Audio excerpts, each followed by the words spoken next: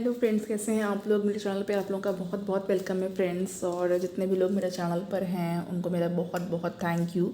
मेरे जो भी सब्सक्राइबर हैं या जो भी न्यू विजिटर हैं उनको बहुत मेरा थैंक्स है एंड मोस्ट वेलकम।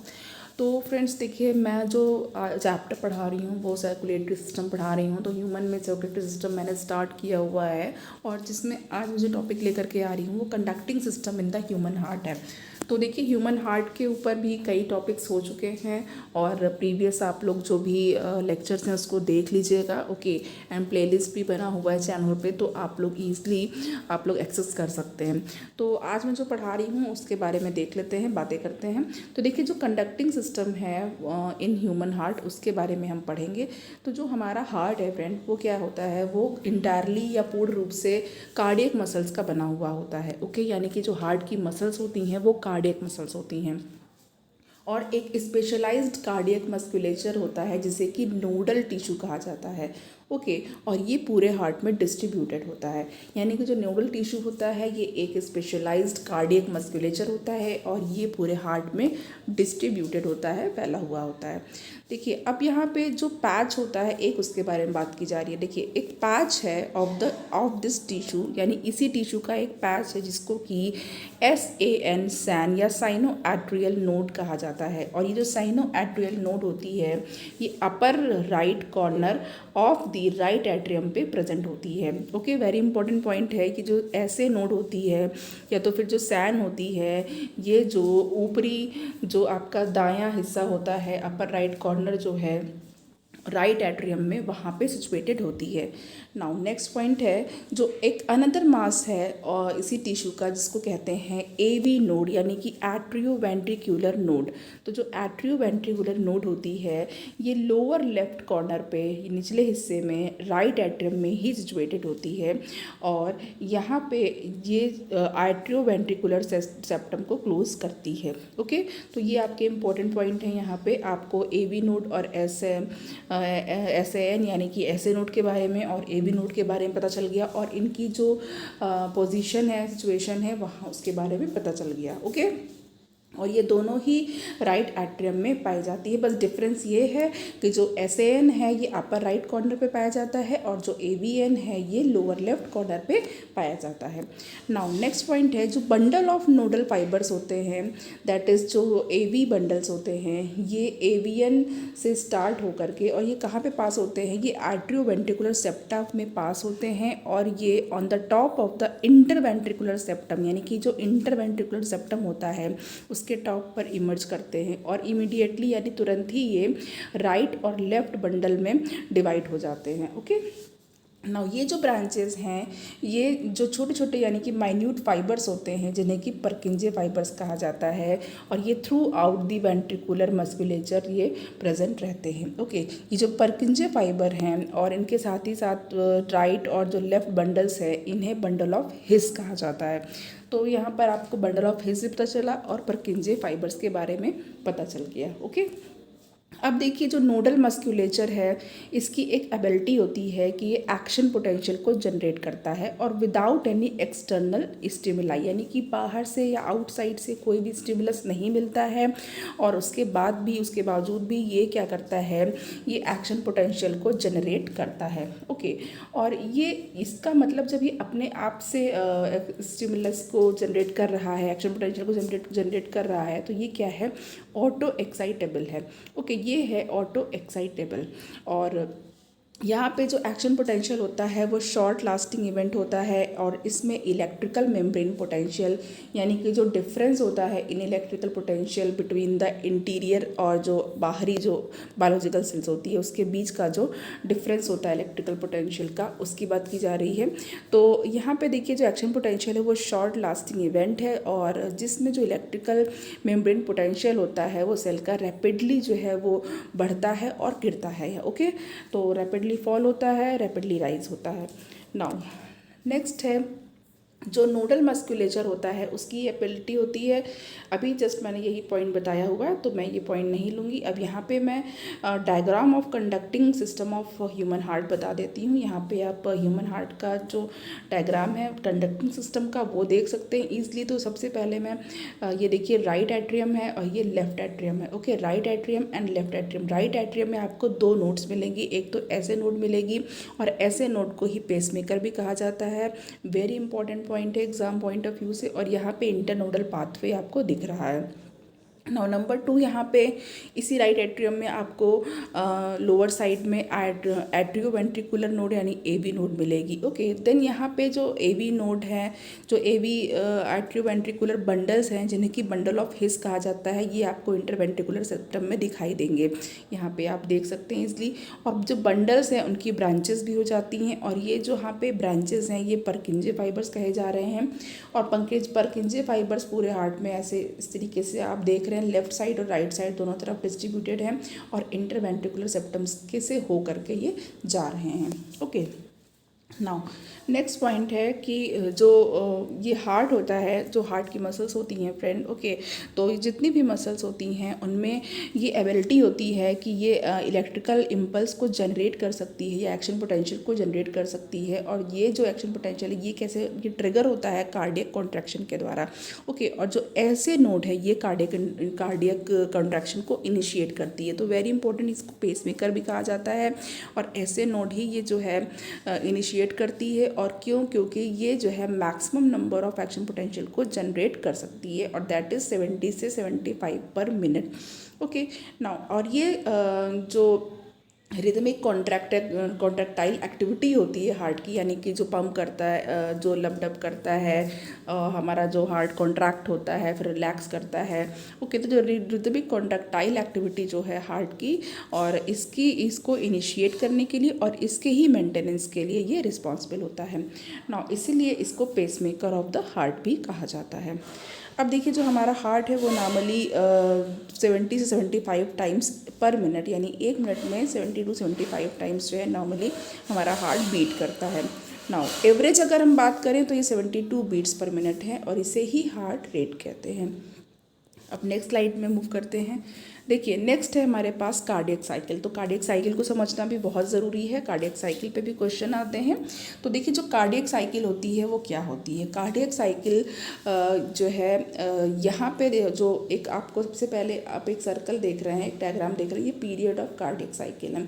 ठीक है, तो पहले मैं इसके बारे में बात कर लेती हूँ। तो देखिए यहाँ पे ये पीरियड ऑफ जो कार्डियक साइकिल है इसमें आपको एक जैसे पाई चार्ट टाइप का है वैसे डिवाइड कर दिया गया है। तो देखिए ये total period of one cycle 0.8 second का होता है। Okay, total period of one cycle जो पूरा एक साइकिल है वो 0.8 सेकेंड का है।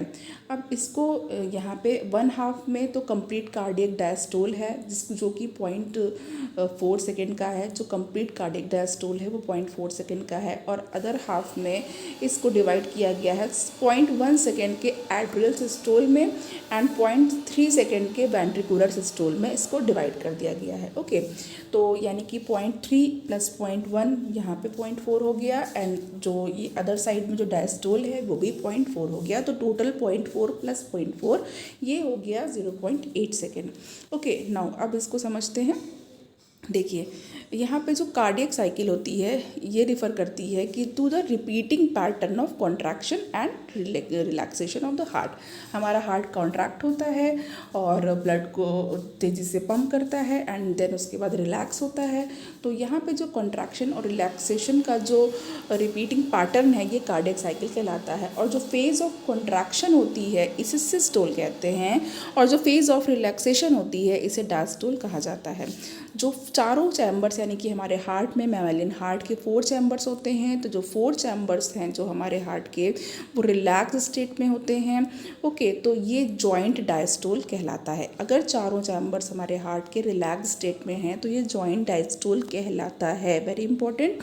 और जो ब्लड है वो पल्मोनरी वेन्स और वेना कावा से राइट और लेफ्ट एट्रियम में फिल होता है। ओके, पल्मोनरी वेन्स जो है वो लेफ्ट एट्रिया को फिल करती है एंड वेना कावा जो है वो राइट एट्रिया को फिल करती है। वेरी इंपॉर्टेंट, आप समझ लीजिएगा। ओके। नाउ अब यहाँ पे जो थर्ड पॉइंट है कि ये जो बिल्डअप होता है प्रेशर का, ओके, तो एक प्रेशर बिल्डअप होता है तो इसका रिजल्ट ये होता है कि ये एवी वॉल्व को ओपन कर देता है। नाउ अब यहाँ पे एवी वाल्व ओपन हो गया और जो ब्लड है वो उसका जो फ्लो है वो एट्रिया से वेंट्रिकल में होने लगा। ओके, नाउ अब एवी वाल्व जब ओपन हो गया तो ब्लड का फ्लो एट्रिया से वेंट्रिकल्स में होने लगा। नाउ इस स्टेज पे सेमी ल्यूनर वाल्व क्लोज रहता है, वेरी इंपॉर्टेंट। इस जब एवी वाल्व ओपन होगा तो सेमी ल्यूनर वाल्व क्लोज रहेगा। नाउ ये जो सैन है यानी कि जो आपकी ऐसे नोट है, अब ये एक्शन पोटेंशियल को जनरेट करती है जो कि दोनों एट्रिया को स्टिमुलेट करता है, जिससे कि साइमल्टेनियस कॉन्ट्रैक्शन होता है और ये एट्रियल सिस्टोल कहलाता है। Okay, very clear. Now next point है कि अब यहाँ पे क्या होता है, अब इसका जो रिजल्ट है उसमें होता ये है कि इसमें ब्लड का जो फ्लो है वो बढ़ जाता है वेंट्रिकल्स में बहुत ही प्रेशर से, और बढ़े हुए फ्लो के साथ जो ब्लड है वो आता है और ये अबाउट 30% होता है। ओके, और जो एक्शन पोटेंशियल ऐसे नोड के द्वारा या एसएन के द्वारा जो जनरेट हुआ है वो वेंट्रिकुलर साइड में कंडक्ट होता है by the AV node and AV bundle. Okay, और यहाँ से जो बंडल ऑफ हिस है वो इसको पूरे वेंट्रिकुलर मस्कुलेचर में ट्रांसमिट कर देता है, क्योंकि बंडल ऑफ हिस आपने अभी देखा वो कहाँ कहाँ पे फैला हुआ है। तो ये पूरा जो वेंट्रिकुल का जो लोअर साइड का जो वेंट्रिकल जो है उसका जो मस्कुलेचर है वो उसमें पूरा ट्रांसमिट कर देता है। इस वजह से, इस कारण से ये क्या करता है, इसका जो है वेंट्रिकुलर मसल्स का कॉन्ट्रैक्शन होता है, संकुचन होता है, और ये यहाँ पे वेंट्रिकुलर सिस्टोल कहलाता है। तो यहाँ पे देखिए वेंट्रिकुलर सिस्टोल 0.3 सेकेंड का है। ओके, अब जो एट्रिया है ये अब इसका रिलैक्सेशन हो जाता है। ओके, ऑरिकल या एट्रियम का रिलैक्सेशन हो जाता है, और जब रिलैक्सेशन होता है तो इसे एट्रियल डायस्टोल कहते हैं, और ये वेंट्रिकुलर सिस्टोल के साथ कोइंसाइड कर जाता है। ओके, तो यानी कि एट्रियल सिस्टोल और जो एट्रियल डायस्टोल जो है और यहाँ पे वेंट्रिकुलर सिस्टोल है ये कोइंसाइड करते हैं। ओके, नाउ दो वेंट्रिकल है वो अपना कॉन्ट्रैक्शन स्टार्ट करता है और जो इंट्रावेंट्रिकुलर प्रेशर है वो बढ़ता है, और इसकी वजह से जो ट्राइकस्पिड और बाइकस्पिड वाल्व हैं वो क्लोज हो जाते हैं, जिससे कि ब्लड का बैक फ्लो या उल्टा फ्लो ना होने लगे एट्रिया में, यानी कि वापस से जो ब्लड है वो एट्रिया में वेंट्रिकल से जा ना पाए। ओके, तो इसलिए ये जो आपके बाइकस्पिड एंड ट्राइकस्पिड वाल्व हैं वो क्लोज हो जाते हैं। अब यहाँ पे जो नेक्स्ट पॉइंट है उसे देखते हैं। जब लेफ्ट और राइट वेंट्रिकल में जो प्रेशर है वो एओर्टा और पल्मोनरी आर्टरी से बढ़ जाता है या ग्रेटर हो जाता है, इससे ज़्यादा हो जाता है ब्लड का प्रेशर, तो जो सेमील्यूनर वॉल्व हैं वो ओपन होते हैं, फोर्स्ड होते हैं कि वो ओपन रहें। ओके, नाउ जो ओपनिंग है सेमिलिनर वाल्व की उसे और ये जो है पल्मोनरी आर्टरी जो कि राइट साइड में है इसको गार्ड करती है, और जो एओर्टा है यानी कि लेफ्ट साइड में ये क्या करता है, ये ब्लड को वेंट्रिकल में फ्लो करता है, और जिससे कि जो वेसल्स हैं इनटू द सर्कुलेटरी पाथवे उसमें ब्लड फ्लो होने लगता है। नाउ नेक्स्ट पॉइंट है, अब ये जो वेंट्रिकल है वो रिलैक्स होता है, एंड जो वेंट्रिकुलर डायस्टोल है along with the atrium diastole यानी ऑरिकल का जो डायस्टोल ये होता है साथ साथ, और जो वेंट्रिकुलर प्रेशर है वो कम हो जाता है या गिर जाता है, और इसकी वजह से फिर सेमिल्यूनर वॉल्व वो क्लोज हो जाता है, क्योंकि अब वहाँ पे उसको ओपन रखने की कोई नीड नहीं रहती, प्रेशर ब्लड का कम हो चुका है। नाउ अब ये जो है ये वेंट्रिकल में जो ब्लड का बैक फ्लो उल्टा फ्लो होने लगे इसको रोक देता है। अब यहाँ पे जो नेक्स्ट पॉइंट है इसे देख लेते हैं। जो वेंट्रिकल प्रेशर है ये डिक्लाइन होता है। ओके, जो वेंट्रिकल प्रेशर है ये फर्दर डिक्लाइंस करता है या कम होता है, और जो एवी वाल्व है वो ओपन होते हैं, जिसकी वजह से due to the pressure in the atria, क्योंकि एट्रिया में एक प्रेशर एक्सर्ट हो रहा है ब्लड के द्वारा। ओके, प्रेशर कौन लगा रहा है, यहाँ पे ब्लड ही लगा रहा है। नाउ विच वॉज बीइंग एम्पटीड, और इसको जो है वेन्स में एम्पटी कर दिया जाता है। नाउ अब वंस अगेन फिर से जो ब्लड है वो फ्रीली वेंट्रिकल्स में मूव करता है।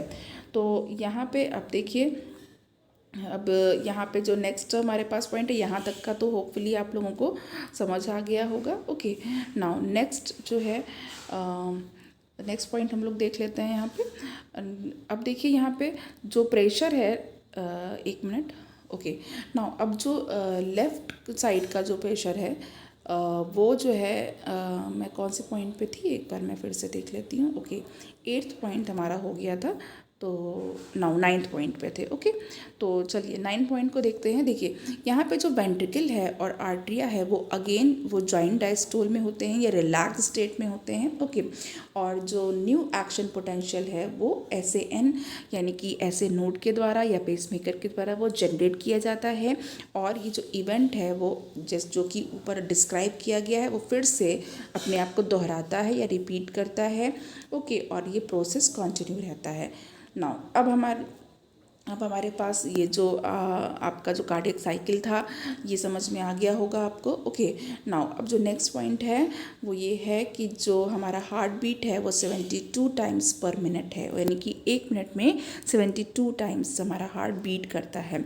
और 72 कार्डियक साइकिल 1 मिनट में परफॉर्म होती है। Okay, it is very important, 72 cardiac cycle 1 minute में परफॉर्म होती है। और जो 72 कार्डियक साइकिल है वो 60 सेकेंड में परफॉर्म होती है। तो जो 1 कार्डियक साइकिल होगी वो ऑब्वियस सी बात है, जब हम इसको कैलकुलेट करेंगे तो 0.8 सेकेंड होगा, यानी कि जो 1 कार्डियक साइकिल का जो टाइम है वो 0.8 सेकेंड है। जो कार्डियक साइकिल है और इसमें जो ईच वेंट्रिकल होता है वो बाहर की तरफ यानी जो पंप आउट करता है ब्लड को वो 70 ml ऑफ ब्लड होता है, और ये स्ट्रोक वॉल्यूम कहलाता है। और जो स्ट्रोक वॉल्यूम को जब number of beat per minute से मल्टीप्लाई कर देते हैं, यानी कि स्ट्रोक वॉल्यूम को 70 ml को जब हम लोग हार्ट रेट से मल्टीप्लाई करेंगे तो ये कार्डियक आउटपुट हमें मिल जाएगा।